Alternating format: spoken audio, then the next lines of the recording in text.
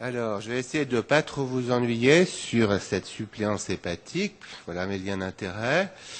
Je vais faire un peu d'historique parce qu'en fait, depuis plus de 30 ans, on a essayé des moyens, des dispositifs pour essayer de faire de la détoxification de sujets atteints d'insuffisance hépatique grave, parmi lesquels d'abord l'hémofiltration ou hémodiafiltration, puis l'hémoperfusion sur des colonnes de charbon, l'hémodiadsorption, qui est une autre technique assez voisine, puis la dialyse Mars, et d'autres variantes comme Prometheus, Single Pass Albumin Dialysis, les plasmaphérèses ou différents types de plasmafiltration, et enfin les échanges plasmatiques à haut volume.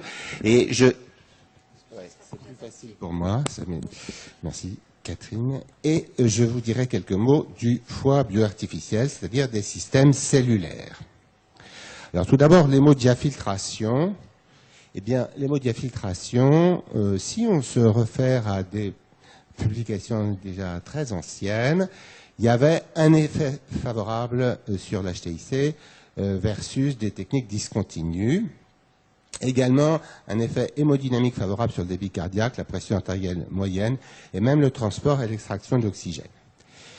Alors, il y a un consensus sur le fait que les techniques continues et les techniques de choix de l'épuration extra-rénale en cas d'insuffisance hépatique, malgré l'absence d'essais contrôlés spécifiques dans ce domaine, et c'est quand même ce qui figure aux guidelines de l'ASLD 2011. Très récemment, une équipe japonaise a publié des résultats bruts, comme ça, sur l'hémodiafiltration online ou l'hémofiltration continue à très haut débit. Vous voyez que dans 3 centres au Japon, ils ont calculé le taux de, ça marche plus, le taux d'amélioration de l'encéphalopathie hépatique sous ces méthodes-là versus les statistiques nationales portant sur un grand nombre de cas, et apparemment il y a un effet tout à fait différent. Bien qu'il ne s'agisse pas d'un essai contrôlé, cela peut permettre de penser que ces techniques ont un intérêt, mais évidemment, ça reste à évaluer par des études prospectives. Alors maintenant, l'hémoperfusion sur colonne de charbon. Alors, ça, c'est l'histoire.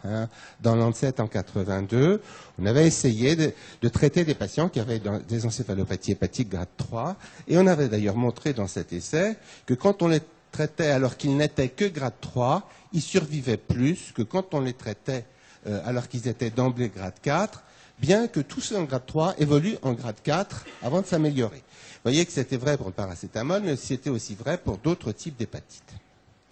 Et puis malheureusement, quand on a fait un essai randomisé contrôlé, on s'est aperçu qu'il n'y avait pas d'effet du tout, parce que là, dans cette étude, si on compare 5 heures de procédure à 10 heures de procédure, pour les patients en encéphalopathie grade 3, eh bien la survie était la même.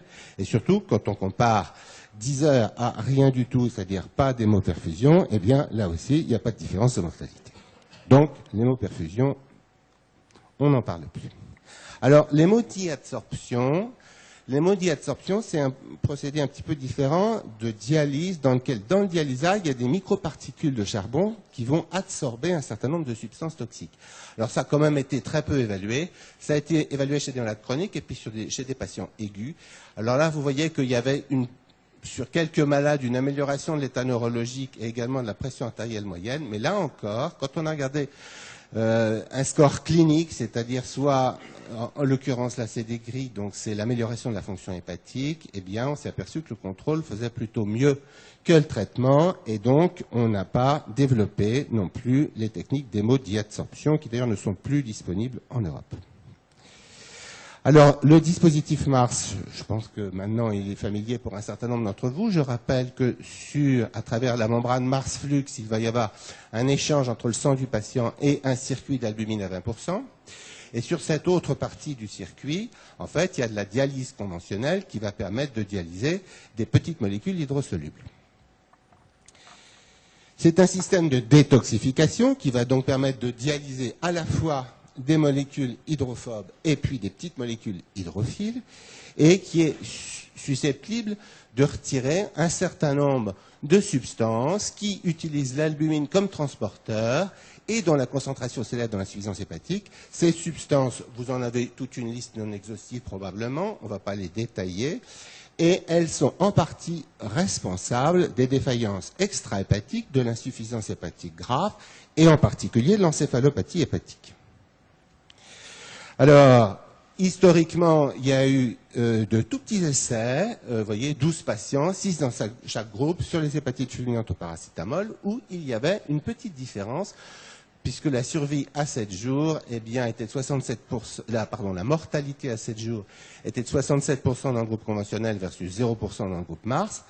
Donc, évidemment, à la réserve près du tout petit effectif, cela pouvait vouloir dire qu'on pouvait gagner du temps et on avait plus de temps d'avoir un greffon. Et donc, il y avait un regain d'intérêt pour la technique, au moins dans l'espoir d'avoir un greffon. Alors, quelles sont finalement les raisons physiopathologiques? Eh bien, dans un modèle d'insuffisance hépatique chez le porc, on a montré que ça améliorait la pression intracrânienne. Voilà l'élévation de la pression intracrânienne dans un groupe d'animaux qui ont une insuffisance hépatique fabriquée par ligature des vaisseaux hépatiques. Et voilà l'élévation de la pression intracrânienne par ceux traités par Mars. Et puis ça, c'est les porcs qui n'ont pas du tout d'insuffisance hépatique. Chez l'homme, en fait, il n'y a eu que des essais ouverts qui ont montré effectivement une amélioration des scores neurologiques, du score de Glasgow, et puis une diminution du grade de l'encéphalopathie hépatique entre avant la première session et après la dernière session pour les gens qui avaient eu un traitement Mars avec plusieurs séances. Il y a aussi un effet d'amélioration hémodynamique qui a été rapporté. Là, c'est un tout petit essai randomisé. Vous voyez l'amélioration au cours de séance des résistances vasculaires systémiques et là de la pression artérielle moyenne. Alors, avec dans le groupe contrôle des patients qui sont maintenus simplement en hypothermie, je crois à 36, sans autre forme de traitement. Ça, c'est notre expérience des séances marche au cours de l'insuffisance hépatique pour 69 patients. Et on voit, quand on regarde la pression artérielle moyenne, que ça baisse à un moment donné, après le début de la séance, en général au début, mais que ça monte en fin de séance et qu'on termine avec une pression artérielle plus élevée que ce dont on est parti. Et c'était vrai aussi bien chez les patients qui avaient reçu une expansion volémique pendant la séance que ceux qui ne l'avaient pas reçu. Enfin, évidemment, c'est à la réserve près d'un essai ouvert, enfin, d'une expérience rétrospective. Et puis, bien sûr, on a fait un essai multicentrique, randomisé, comme il fallait. En gros, dans cet essai, 190 patients ayant une insuffisance hépatique aiguë grave, ils avaient au fond presque tous des indications ou les critères d'inscription sur la liste de transplantation. Et donc, ils ont été randomisés en 1 sur 1 entre stratégie de traitement conventionnel et puis stratégie de traitement conventionnel plus Mars, c'est-à-dire qu'ils devaient recevoir au moins une séance et plus d'une si c'était possible. Et au moment de la prise en charge. Bien sûr, la transplantation était autorisée dans les deux groupes, et ceci selon le jugement clinique des équipes. Et puis le critère de jugement était la survie à 180 jours après la randomisation, selon dans chaque groupe que les patients soient transplantés ou non.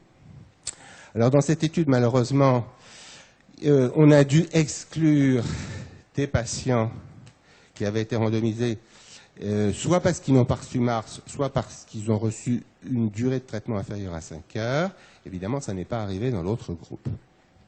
Ce qui faisait qu'en fait, il y avait dans l'analyse une comparaison, enfin une analyse en intention de traiter modifiée, et puis une analyse per protocole où le nombre de patients était un peu réduit. Alors, si on regarde les résultats globaux, eh bien, ça, c'est la survie à 180 jours. Vous voyez qu'il n'y a pas de différence statistiquement significative. Si on regarde si les patients ont été transplantés, on voit qu'effectivement, les patients ont été transplantés dans le groupe et malheureusement, ils ont été un peu plus transplantés dans le groupe Mars et ceci était statistiquement significatif. Ça, c'est ennuyeux parce que ça va considérablement impacter ce critère de jugement. D'autre part, si on regarde le nombre de séances qui ont été réalisées suivant que les patients ont été transplantés ou pas, eh bien, on voit que le nombre de séances et la durée totale de traitement n'est pas du tout la même selon que les patients ont été transplantés ou non. Autrement dit, la transplantation était en compétition avec le traitement qu'on essayait d'évaluer. Ça aussi, c'est un problème d'évaluation. Alors, je rapporte ici les données de Fawzi Saliba qui ne sont pas publiées extensivement dans l'article, mais qu'il a communiquées. Et donc, en fait, c'est un peu une analyse supplémentaire. Il avait observé que les patients qui avaient reçu plus de 3 séances, enfin 3 ou plus de 3, avaient une survie sans greffe nettement supérieure à ceux qui avaient reçu 2 ou moins. Et ceci était vrai sur la population totale et puis également uniquement dans le groupe randomisé Mars. Donc, comme si, quand même, la durée totale de traitement avait quelque chose à voir sur le résultat. Or, dans l'étude, globalement, eh bien, le nombre médian de séances était 1 dans le groupe Mars. Et finalement, c'était peut-être pas très différent de rien du tout. Alors, dans une étude préalable préliminaire, nous avions déjà montré à Rennes, enfin trouvé, observé, qu'une durée minimale de 15 heures de traitement, Mars, augmentait considérablement les chances de survie, enfin de récupération sans greffe. Et dans un travail rétrospectif sur un plus grand nombre de patients avec une insuffisance hépatique aiguë qui avaient tous les critères de transplantation, on a regardé la survenue des événements décès ou transplantation. Et là aussi, alors avec un cut-off à 17 heures, on s'est aperçu qu'il y avait beaucoup moins d'événements chez les patients qui recevaient plus de 17 heures de traitement Mars que chez les autres. Et d'ailleurs, dans cette étude, qui est en cours d'analyse finale, le fait d'avoir reçu 17 heures de séance Mars est un facteur indépendant de survie sans greffe. Alors, qu'est-ce qu'il y a comme autres techniques qui sont assez voisines? La Prometheus, plasma filtration, plasma adsorption, dialyse. Donc là, on filtre le plasma, on le fait passer sur des adsorbants. Il est restitué aux globules, et puis là, on fait un coup de dialyse, et ensuite, ça revient en malade. Bon. Quelle est l'évaluation en transplantation, enfin, dans l'insuffisance hépatique aiguë? Il y a un essai dans l'insuffisance hépatique chronique qui finalement n'est pas concluant. Vous voyez, il y a une étude, c'est la plus grande étude ouverte sur 27 patients, dont 23 avec insuffisance hépatique aiguë, sur lequel il y a quelques résultats biologiques, baisse de l'ammoniémie, baisse de la bilirubine, mais ça ne suffit pas. En revanche, il y a plutôt une augmentation de l'INR, c'est un peu embêtant, et une baisse du plaquette, probablement par consommation par le système. De toute façon, il n'y a pas de groupe contrôle, et donc on ne peut pas conclure grand-chose. Alors, single pass albumine dialysis, c'est une forme de dialyse où il y a de l'albumine dans le dialysat. Là aussi, très peu d'expérience. À ma connaissance, une étude rétrospective versus Mars qui ne va pas trouver de différence. Alors, les échanges plasmatiques. Alors, finalement, les échanges plasmatiques, eux, sont utilisés depuis très longtemps. C'est sûrement la technique, finalement, dans le monde, pour lequel on a certains pays ont la plus grande expérience. Donc, c'est utilisé au Japon, mais aussi en Europe, et en particulier au Danemark. Il semble qu'il y ait une capacité limitée à améliorer l'œdème cérébral, mais qu'il y ait eu une élévation du débit sanguin hépatique, qui a été montré notamment par Clemsen dans un travail déjà qui a un peu plus environ 15 ans. Et aussi une augmentation de la DO2, mais sans modification de la VO2. Et puis, plus récemment, ont été testés les échanges plasmatiques à haut volume, c'est-à-dire 100 à 120 millilitres kilo d'échanges plasmatiques, en gros 10 litres d'échanges plasmatiques, je vous en parlerai tout à l'heure. Alors, les échanges plasmatiques ont été associés à d'autres techniques, comme l'hémodiafiltration. Et dans une publication japonaise, on a montré qu'il y avait une meilleure tolérance métabolique si on couplait les échanges à l'hémodiafiltration. Mais toujours, il n'y avait toujours pas de groupe contrôle sans échange plasmatique. Alors là, il y a un autre système qui est en fait de la plasmadiafiltration. Donc dans ce filtre, on va faire un échange plasmatique, c'est-à-dire qu'on va filtrer le plasma, mais de manière à préserver relativement l'albumine, le fibrinogène et les IgM. Donc on ne va pas retirer tout le plasma, et puis on va faire aussi un peu de dialyse. Et ça, c'est un système japonais dont apparemment ils sont contents. Et donc, c'est pour vous dire que on peut adapter le système d'échange plasmatique, ou en tout cas de plasma diafiltration. Et puis, enfin, on a quand même à un essai clinique randomisé sur les échanges plasmatiques au volume, qui est un essai multicentrique qui a duré, je crois, 10 ans, et qui consistait à tirer au sort les patients avec insuffisance hépatique aiguë en 2 groupes. Un groupe échange au volume, donc on fait un échange par jour pendant 3 jours, à peu près 10 litres de PFC, au PFC, versus le traitement standard médical traditionnel, optimisé, on fait tout ce qu'on veut, mais on ne fait pas les échanges. Et alors, en fait, si on regarde la survie à J90, censurée à la transplantation, ben, il y a une très grosse différence. Et si on regarde le risque relatif de décès ajusté pour la transplantation, dans le groupe échange plasmatique à haut volume, il est très inférieur à 1. Alors, on attend la publication pour voir ce qu'il y a vraiment, si le papier est correct, mais enfin, quand on voit ça, on se dit que là, il y a une démonstration d'efficacité. Alors, maintenant, les systèmes cellulaires. Donc, le foie bioartificiel, donc, c'est pour vous montrer qu'au fond, alors, il y a une nécessité d'isoler le plasma par plasmaphérèse ou par plasmafiltration. En général, c'est un système de plasmaphérèse. Et puis, le plasma va passer dans un bioréacteur et il va être au contact, pas direct, parce qu'il y a toujours une membrane, avec des hépatocytes qui vont peut-être mieux assurer que ne le ferait un système non purement biologique, l'épuration.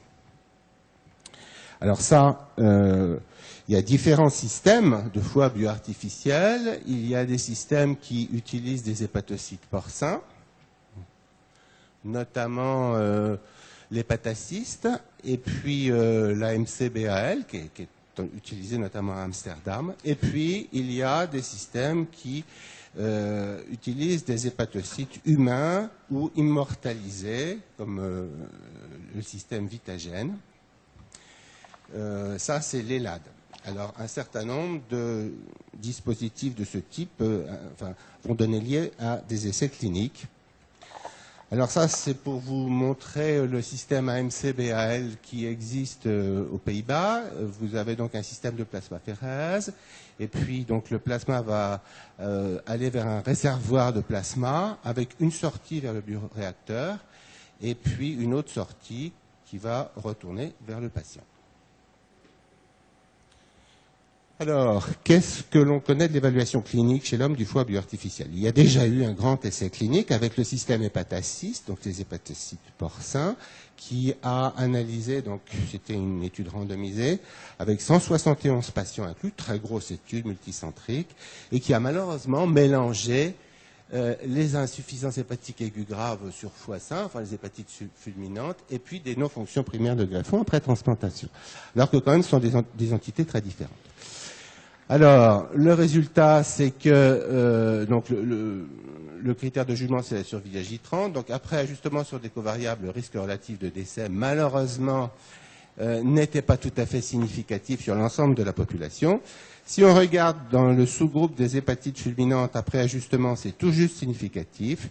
Et puis le sous-groupe des hépatites fulminantes avec étiologie déterminée, là, c'était très significatif, mais ce sont des analyses en sous-groupe, alors que l'analyse sur la population globale n'a pas montré de différence significative. Bon. Alors ensuite, avec le système ELAD, eh bien, je vous montre comme ça le système ELAD. Il y a eu déjà quelques essais qui ont montré, des essais contrôlés, qui ont montré que l'outcome du patient à J28 était un petit peu différent entre les patients qui avaient reçu le foie bioartificiel et le groupe contrôle. Mais que si on regardait par contre la survie globale, c'était malheureusement pas tout à fait significatif, ni même le délai, enfin l'accès à la transplantation. Actuellement, il y a une étude en cours avec ce système multicentrique qui prévoit d'inclure 40 patients qui seront comparés à un groupe contrôle historique. Alors, au bout du compte, il y a de nombreux dispositifs. Le système Mars est probablement le plus répandu quand même, du moins en Europe, mais l'évaluation clinique est très décevante. Sauf les échanges plasmatiques à haut volume, il n'y a pas eu de démonstration de l'efficacité par des essais cliniques. Alors, que faire? Mars, finalement, peut-être, en tout cas pas une seule séance, peut-être plus de 2 séances, plus de 17 heures, ça reste à déterminer. Des échanges plasmatiques à haut volume, probablement, mais on attend quand même la publication. Et puis le foie bioartificiel, eh bien là aussi, alors c'est un système beaucoup plus complexe, ça ne sera pas disponible partout bien évidemment, mais on attend les nouveaux essais en cours. Je vous remercie de votre attention.